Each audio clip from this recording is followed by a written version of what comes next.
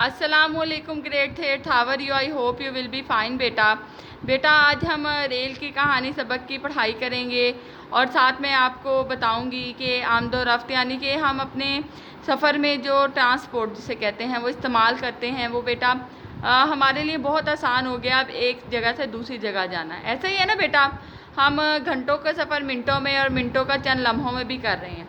लेकिन बेटा ये हमेशा से नहीं रहा ऐसा बेटा। इसके पीछे भी एक बहुत बड़ी बेटा एक कह लें सफ़र चलता आया है। एक मुसाफत के बाद ये हमें सारी आसाइशें बेटा मैसर आई हैं। इससे पहले बेटा हमारे आबा अजदा किस तरह एक जगह से दूसरे जगह जाने के लिए बेटा महीनों का सफ़र यानी कि महीनों में वो मुश्तमिल होता था और महीनों में एक जगह से दूसरी जगह पहुंचा करते थे और बेटा पैदल सफ़र किया करते थे। तो बेटा यहाँ पर कुछ अल्फाज हैं जिसका पेंशन का मतलब है बेटा रिटायरमेंट के बाद मिलने वाली रकम। नकलो हमल तो बेटा एक जगह से दूसरी जगह जाना। माल बरदार बेटा इसका मतलब है सामान उठाने वाले जानवर भी कह सकते हैं या माल बरदार। बतदरीज तो बेटा आहिस्ता आहिस्ता। कोच बेटा ये बस ही का नाम है, एक तरह की बस है बेटा। इस्तेहकाम तो बेटा मजबूती। नेटवर्क तो बेटा किसी चीज़ का निज़ाम और माशियत वसाइल और कहा जा सकता है इसे बेटा। तो बेटा यहाँ पर मैं आपको बताऊँगी ग्रेड थर्ड कि बहुत ज़्यादा अरसा की पहले की बात नहीं, आज से तकरीबन 200 साल पहले बेटा इंसान खुद एक शहर से दूसरे शहर और एक गांव से दूसरे गांव जाने के लिए बेटा पैदल सफ़र किया करता था। गधे घोड़े ऊँट इस्तेमाल करते थे। तो बेटा गधा या घोड़ा गाड़ी बैलगाड़ी या ऊँट तब इस्तेमाल होती थी जब सफ़र के लिए बेटा कुछ ज़्यादा लोग होते थे। तो बेटा आपने मिर्ज़ा गालिब का नाम तो सुन ही रखा है बेटा। मिर्ज़ा गालिब को अपनी पेंशन के सिलसिले में ना कलकत्ता जाना पड़ता था। इसके लिए उन दिनों हिंदुस्तान का सदर मकाम जो था शहर ही यही था। तो मिर्ज़ा जो थे वो दिल्ली में रहते थे। तो बेटा वहाँ से कलकत्ता 1000 मील से भी ज़्यादा फासले पर था और मिर्ज़ा को ये सफ़र तय करना महीनों लग जाते थे, यानी कि महीनों में ये सफ़र वो तय किया करते थे। लेकिन ज़ईफ़ उम्र के बायस इतना तवील सफ़र घोड़े पर बैठ कर करने की मिर्ज़ा में हिम्मत ना थी।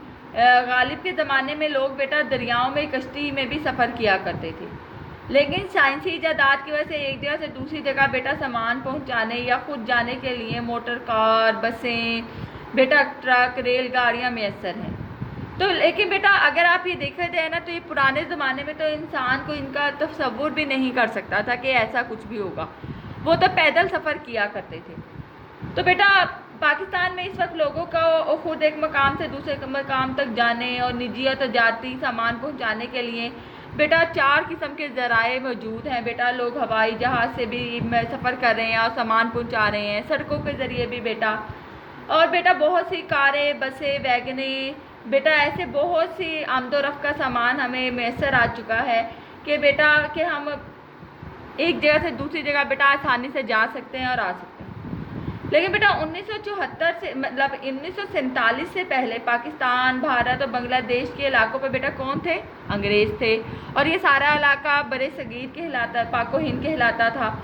इस इलाके में मुसाफिर ले जाने वाली पहली ट्रेन बेटा अब ये बात ज़हन नशीन रखने वाली है, पहली ट्रेन 16 अप्रैल 1853 को मुंबई से चली और मुकाम थाना तक गई थी। इसके तकरीबन बेटा 9 साल बाद मुंबई से दिल्ली तक रेलवे लाइन बिछा दी गई और दोनों शहरों के दरमियान रेलगाड़ियाँ चलने लगी। अब बेटा पाकिस्तान में जो है कराची से लाहौर और लाहौर से पेशावर तक रेलगाड़ियाँ चलती हैं।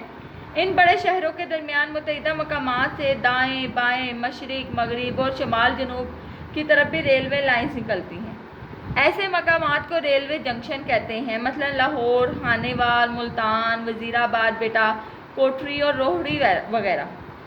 बेटा अंग्रेज़ों ने अपने ज़माने में अफ़गानिस्तान और ईरान के सरहदी मकामात तक रेलवे लाइन बिछा दी थी और इस पर गाड़ियाँ भी चलती थी। मुसाफिर आते जाते थे, अपना सामान इधर से उधर पहुँचाया करते थे। पूरे मुल्क में रेलवे लाइन्स का एक जाल बिछा हुआ था। हर अहम शोबा तक मतलब शहर तक जो लोग जाया करते थे अहम शोबों के, वो रेलगाड़ी के ज़रिए ही जाया करते थे। लेकिन बेटा आजकल के दौर में तो हवाई जहाज़ से लोग सफ़र करना ज़्यादा مناسب سمجھتے ہیں، لیکن بیٹا اگر دیکھا جائے نا تو ریل گاڑی کا سفر جو ہے نا وہ زیادہ محفوظ ہے۔ اس میں بیٹا آپ کو آرام کے مواقع بھی مل سکتے ہیں۔ دیکھیں بیٹا بس میں آپ جاتے ہیں تو ایک ہی سیٹ ہوتی ہے، لیکن ریل گاڑی میں بیٹا انسان چل پھر بھی سکتا ہے، واش روم کی فیسلٹی بھی ہوتی ہے بیٹا، آپ کو اوپر جو برتھ ہوتی ہیں ان پہ آپ لیٹ کر آرام بھی فرما سکتے ہیں۔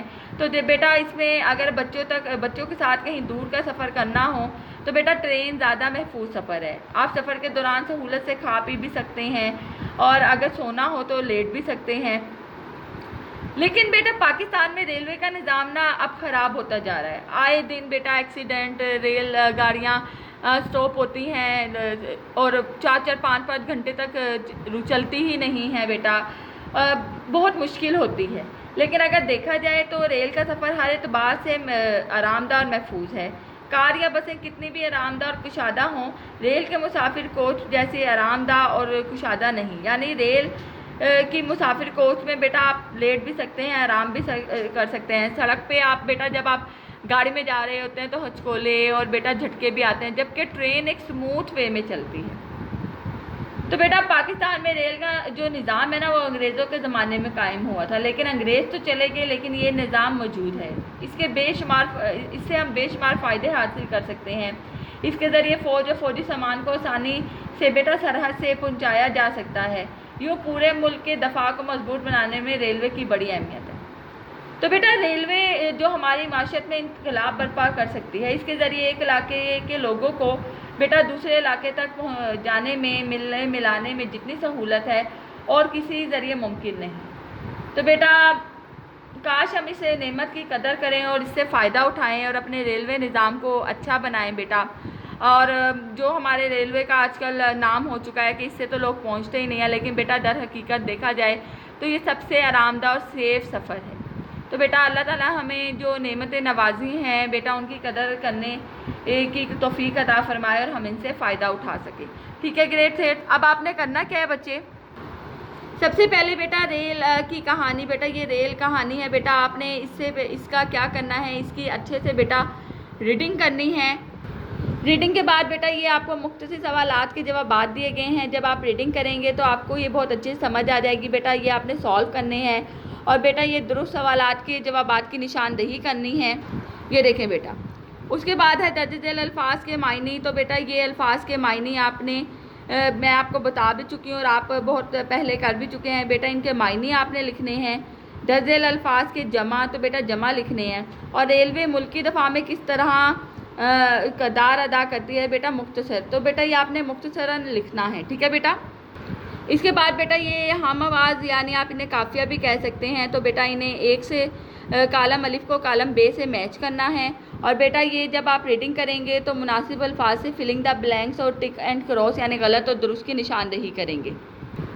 بیٹا یہاں آپ کو درج ذیل الفاظ کے متضاد آپ نے لکھنے ہیں اور یہ جملے لکھنے ہیں بیٹا جن سے ان کی تذکیر و تانیث واضح ہو جائے۔ ٹھیک ہے میرا بیٹا، اپنا خیال رکھیں بیٹا، دعاؤں میں یاد رکھیں۔ اللہ حافظ۔